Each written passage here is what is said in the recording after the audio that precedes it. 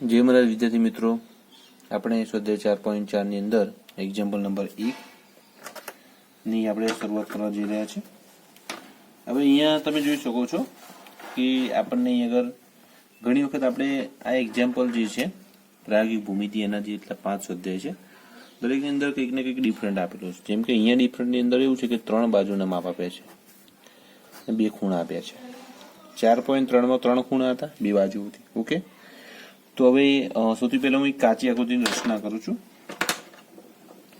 DEAR, dear, DEA અને R. Okay, તો DEAR ની આપણે રચના કરવાની છે. તો સૌથી પહેલા DE તો આપણને 4 સેન્ટીમીટર આપેલા જ છે, અહીંયા લખીશું 4 સેન્ટીમીટર. ઓકે, પછી જે EA છે એ પણ 5 સેન્ટીમીટર આપેલા છે. ઓકે, E અને R પણ આપેલા છે. E છે 4.5 સેન્ટીમીટર. ઓકે, હવે આપણને 2 ખૂણા આપ્યા છે. હવે જે 2 ખૂણાના માપ આપેલા છે એમાં ખૂણો E જે છે એ છે આપણને 60 અંશ આપેલા છે. ખૂણો E જે છે એ 90 અંશનો છે, એટલે સ્ટ્રેટ લાઈન આવશે. બરાબર, બસ આટલી માહિતી આપણી પાસે છે. આ જે છે dot dot dot dot dot dot dot dot એની આપણી પાસે કોઈ ફિલહાલ માહિતી છે નહીં. ઓકે, જોઈએ, હવે કોશિશ કરીએ છીએ આપણે બનાવવાનો. સૌથી પહેલા આપણે પાયાથી રચના કરીશું. હું કોણ માપકનો ઉપયોગ કરીશ અહીંયા.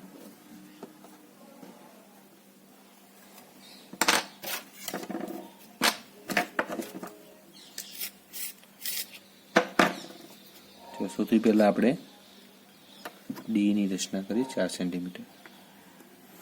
સૌ પ્રથમ માપપટ્ટીની મદદથી રેખાખંડ DE 4 સેન્ટીમીટર રચો. ઓકે, આપણો રચનાનો પહેલો મુદ્દો ની વાક્ય આ રીતની છે. ઓકે, ત્યાર પછી આપણે E બિંદુને કેન્દ્ર લઈ 60 અંશનો ખૂણો રચવાનો છે અને તે એક કિરણની પણ રચના કરવાની છે. ઓકે, 60 અંશનો ખૂણો તો અહીંયા થશે. બરાબર, ત્યારબાદ માપપટ્ટીની મદદથી રેખાખંડ EM રચીએ આપણે.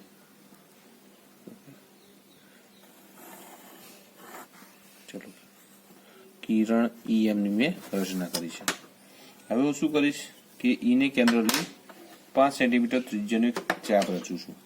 ઓકે, ચલો, ઓકે, E ને કેન્દ્ર લીધું, 5 સેન્ટીમીટર ત્રિજ્યાનો મેં ચાપ રચ્યું છે. બરાબર, અહીંયા લખી દઉં છું હું 5 સેન્ટીમીટર. ઓકે, હવે આપણે જે E હતું ત્યાં 90 અંશનો ફરી એક ખૂણોની રચના કરીએ. આ તમારે થોડું સાવચેતી એટલા માટે રાખવાનું છે, કટોકટ માપ જોવાનું છે. ઓકે, તો એ 90 અંશનો એંગલ અહીંયા થાય છે. બરાબર, તો ત્યાંથી પણ આપણે એક કિરણ રચવું પડશે. અહીંયા તો આપણે એ નામ આપેલું જ છે, તો કિરણ રચીશ. પેલું M હતું હું અને N નામ આપી દઉં છું. કિરણ EM ની રચના કરો. ઓકે, હવે આપણે શું કરીશું, ફરી એક આપણી જોડે માપ છે 4.5 સેન્ટીમીટર લઉં છું. અહીંયા માપ તમે જોઈ શકો છો, 4.5 લઈશું. ઓકે, અને એને કેન્દ્ર લઈશ.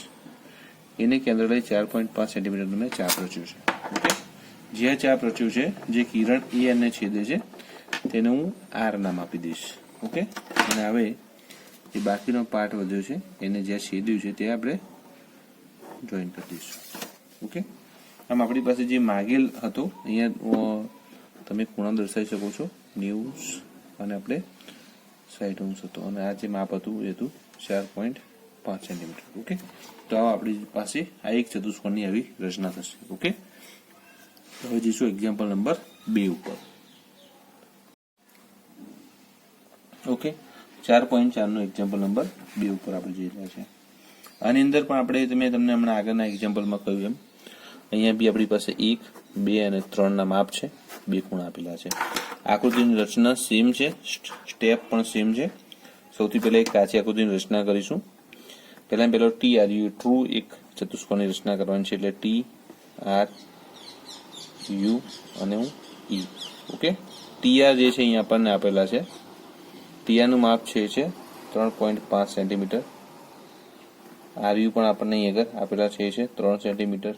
ઓકે, ત્યારબાદ યુઈ જે છે એ છે 4 સેન્ટીમીટર છે અને આપણે જોઈન કરવાના છે. હવે આ છે 75°. તમને એવું થાય કે આ મેં થોડું ઉપર કેમ લીધું, એટલા માટે લીધું છે કારણ કે આ ખૂણો 120° છે, તો સ્વાભાવિક છે થોડું અપ જશે. ઓકે, એટલા માટે. ચલો, આપણી માહિતી આપણી પાસે છે, આના આધારે આપણે ત્રિકોણની રચના કરવાની કોશિશ કરીએ. સૌથી પહેલો ત્રિકોણનો પાયોની રચના કરીશું, એ છે 3.5 સેન્ટીમીટર. Okay, 3.5 centimetre. નામ હશે TR. ઓકે, હવે આપણે કોણ માપકનો ઉપયોગ કરી જે R છે ત્યાંથી આપણે 75°નો એંગલ રચવાનો છે. મૂકી છે મેં. ઓકે, 70 ને 80 ની વચ્ચે સેન્ટર લઈ લઈશું, 75.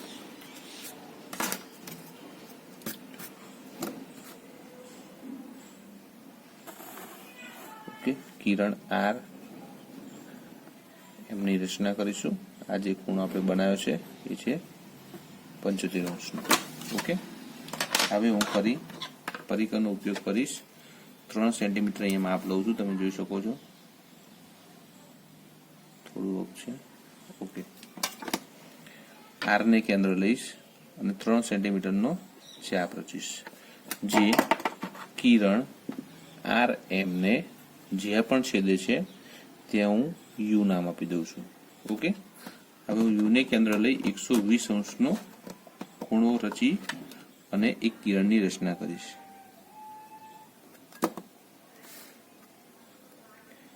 આ માપમાં તમારે થોડું સાવચેતી રાખવાની છે, થોડી સાવધાની રાખવાની છે, જેથી ઓકે 120°.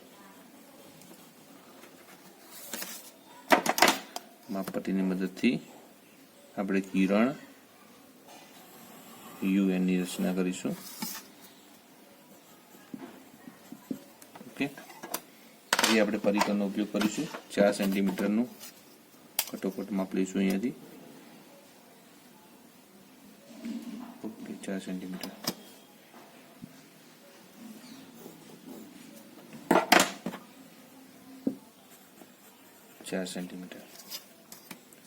અને હું આને જોઈન કરી દઈશ.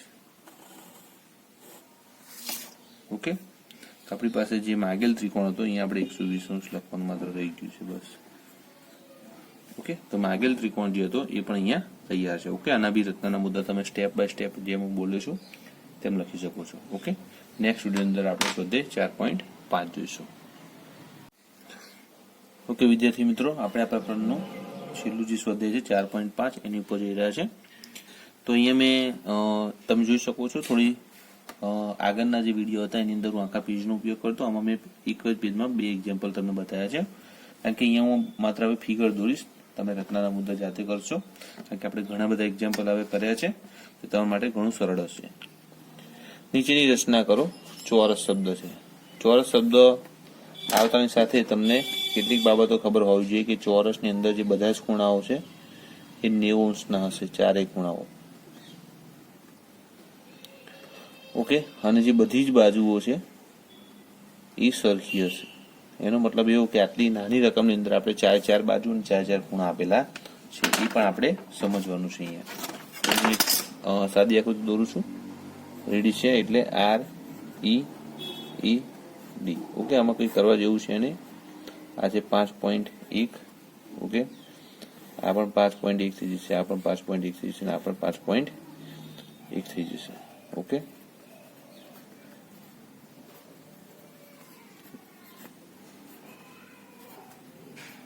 બધા જ ખૂણા 90°ના થઈ જશે. ઓકે, તો આપણે વ્યવસ્થિત એની આકૃતિ જે છે એ ક્રમ મુજબ દોરીશું. અહીંયા સૌથી પહેલા 5.1 સેન્ટીમીટરનું આપણે પાયાની રચના કરીશું.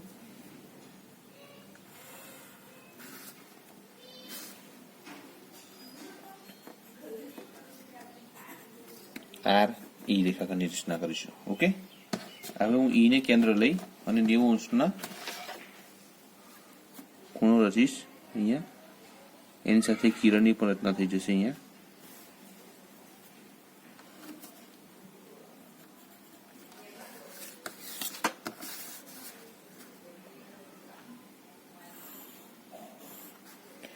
જેને નામ આપીશું કિરણ ઈ એમ. ઓકે, હવે શું કરીશું કે પરિકરનો ઉપયોગ કરીશ, 5.1 સેન્ટીમીટરનું ચાપ રચીશ. તમે જોઈ શકો છો માપ આપણે તમને ખ્યાલ છે કે રીતના આપણે લઈએ છીએ. જો 5 થી થોડું અપ લીધેલું છે મેં. ઓકે, ત્યાં લખી દઈશું 5.1 સેન્ટીમીટર. ઓકે, ત્યાર પછી આપણે એને નામ આપવું પડશે અને આપણે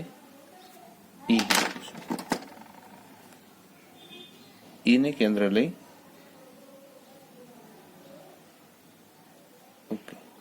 ને કેન્દ્ર લઈ એક ચાપ રચીશું આપણે.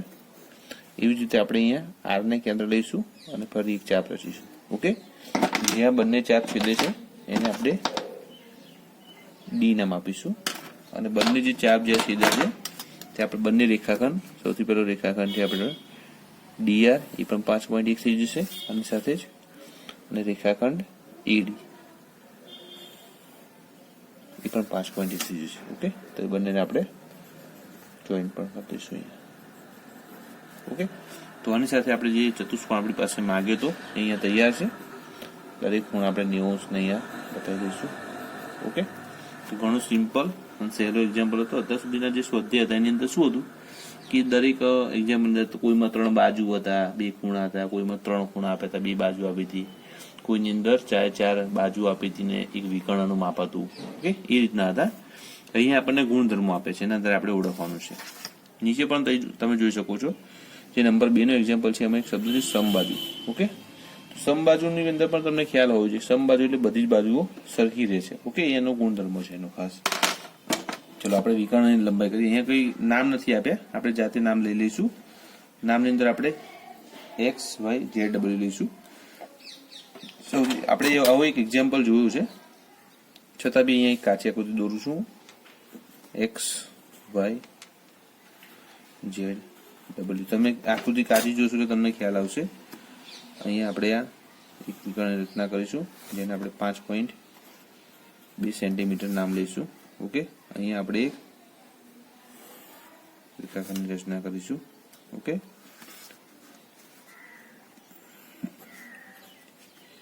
એક રેખા રચાશે જેના આધારે પછી આ જે માપ છે ને જોઈન કરી દેવામાં આવશે. આ રીતની એક આપણે કાચી આકૃતિ બનાવીએ છીએ, પછી વ્યવસ્થિત પાકી આકૃતિ બનાવીશું, એમાં તમને વિશેષથી ખ્યાલ આવી જશે. બરાબર, અને જે માપ હતા અહીંયા અને જે છેદે છે એને આપણે ઓ નામ આપીએ છીએ.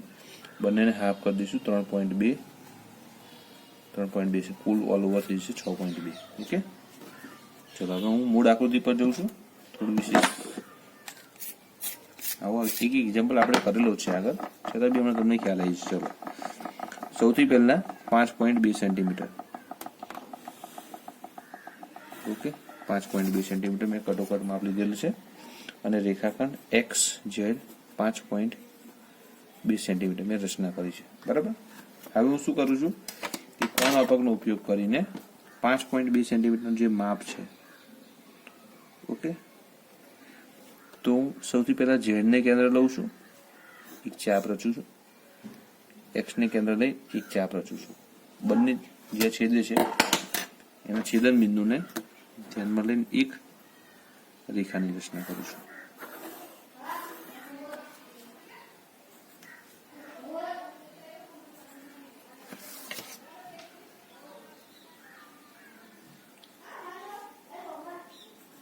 એને હું નામ આપું છું એ બી રેખા. ઓકે, હવે હું શું કરીશ કે માપ લઈશ 6.4 સેન્ટીમીટરનું.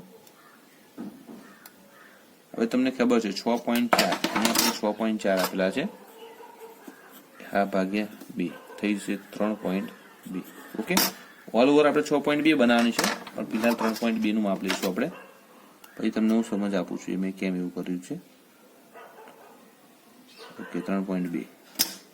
હવે જે છેદન બિંદુ છે એને આપણે ઓ નામ આપી દઈએ છીએ. હવે મેં એને કેન્દ્ર ઓ ના કેન્દ્રથી લઈ 3.2 નો ચાપ મારીશ. આ તરફ પણ હું 3.2 નો ચાપ મારીશ. ચલો, ઓકે, જ્યાં છેદે છે તેને આપણે અહીંયા વાય નામ આપીશું અને અહીંયા ડબલ્યુ નામ આપીશું. ત્યાર પછી આપણે માપ પટ્ટીનો ઉપયોગ કરી અને તમામ રેખાખંડને જોડી દઈશું.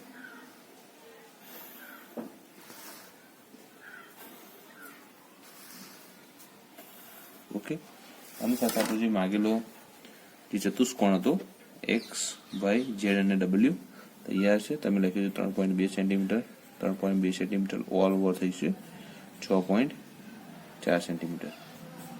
ઓકે, અહીંયા થઈ છે 5.2 સેન્ટીમીટર.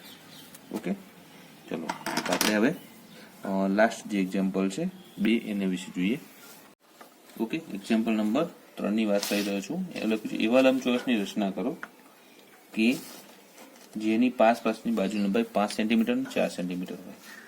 અહીંયા પણ સાથે સાથે એક શબ્દ આવ્યો છે, લંબચોરસ શબ્દ છે. એની અંદર આપણે શું કહીશું કે સામ સામેની જે બાજુ હોય છે એ સરખી હોય છે. ઓકે, લંબચોરસની અંદર બીજું હોય છે કે જે બધા જ ખૂણા હોય છે એ કાટખૂણા હોય છે, એટલે કે 90 અંશના હોય છે. ઓકે, આમાં અહીંયા આપણને 4 ખૂણા આપ્યા છે એવું પણ કહીશું, અને ઓલરેડી 2 બાજુ એટલે કે 4 બાજુ આપણને આપી દીધેલ છે. એની જો કાચી આકૃતિ દોરવા જઈશું તો એ બનશે A B C D. Okay,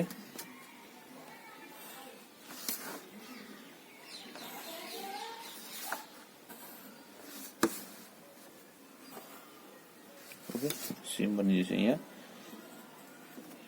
5 centimetre, 5 centimetre, 4 centimetre અને 4 સેન્ટીમીટર. ખૂણા તો 90 અંશના છે જ ઓલરેડી. ઓકે, આ રીતની એક ફિગર બનશે. ઓકે, ઓફિશિયલી એને બનાવવા જઈ રહ્યો છું. સ્ટેપ બાય સ્ટેપ જોઈશું આપણે એની અંદર પણ. સૌથી પહેલા આપણે AB અહીંયા રચના કરીશું 5 સેન્ટીમીટર.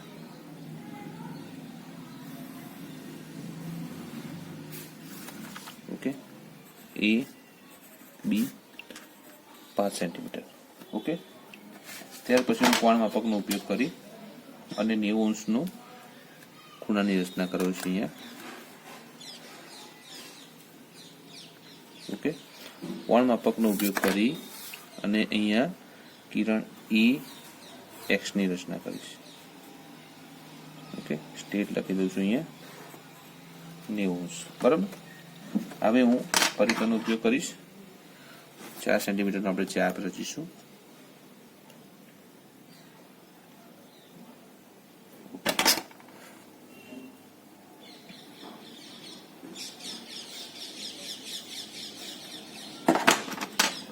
જ્યાં છેદશે તેને આપણે D નામ આપી દઈશું.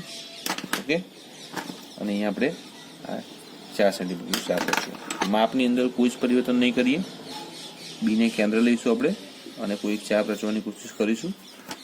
આ બાજુ D ને ફરી એક વખત કેન્દ્ર લઈશું અને એક ચાપ રચીશું જ્યાં બંને ચાપ છેદે છે. ઓકે, ઓકે, તેને આપણે માપપટ્ટીની મદદથી જોઈન કરી દઈશું. ફરી એક વખત સેટ જોવી પડશે આપણે. અહીંયા 5 સેન્ટીમીટર, સોરી, અહીંયા તો 4 સેન્ટીમીટર ચાપ બરાબર છે. અહીંયા આપણે આ જે માપ છે એમાં 5 સેન્ટીમીટર છે. એ ચાપ 5 સેન્ટીમીટરનો લઈશું, કારણ કે ચોરસ નથી, લંબચોરસ છે એટલે. ઓકે, એટલે મારે થોડી મિસ્ટેક થઈ છે અહીંયા. જુઓ, તમે જોઈ શકો છો 1 સેન્ટીમીટરના ચાપનો અહીંયા ડિફરન્સ બતાવેલો છે. ઓકે, તો મેઇન આપણું આ જગ્યાએ છે. ઓકે,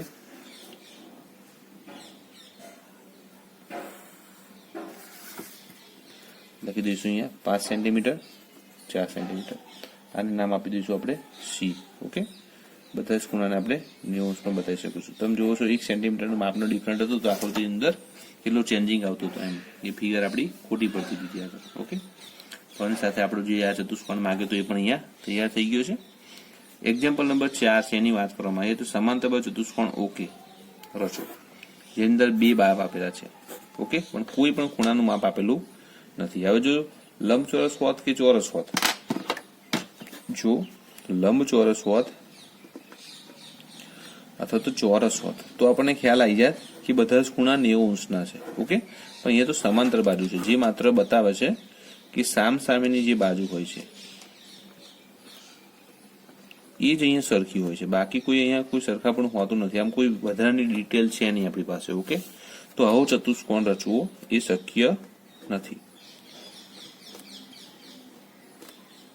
કારણ કે આપણી પાસે પૂરતા જે માપ જોઈએ છે એ માપ આપણને આપેલા નથી. બીજો પ્રશ્ન છે શું આ અનન્ય છે, એમ કે ભાઈ આ એક ફાઇનલ ચતુષ્કોણ છે? ના, એવું નથી.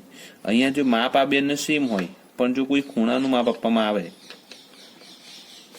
અને ખૂણાના માપ બદલવામાં આવે, બરાબર, ખૂણાના માપ બદલાય તો ચતુષ્કોણ અલગ અલગ બની શકે છે. ઓકે, અલગ અલગ પ્રકારના ચતુષ્કોણ બની શકે છે. ઓકે, એટલે કહી શકીએ કે બીજી આ જે ચતુષ્કોણ છે એ અનન્ય નથી. ઓકે, આની સાથે આપણું આ ચેપ્ટર પૂર્ણ થાય છે. નેક્સ્ટ વિડીયોની અંદર આપણે હવે ચેપ્ટર નંબર 5 ઉપર જઈશું. ઓકે, અને ચેપ્ટર નંબર 5 પર જતા પહેલા દરેક વિદ્યાર્થી મિત્રો અર્ચિતની જે ગાલાપોથી હોય છે લાવી દઈશું. ઓકે, જય મહારાજ.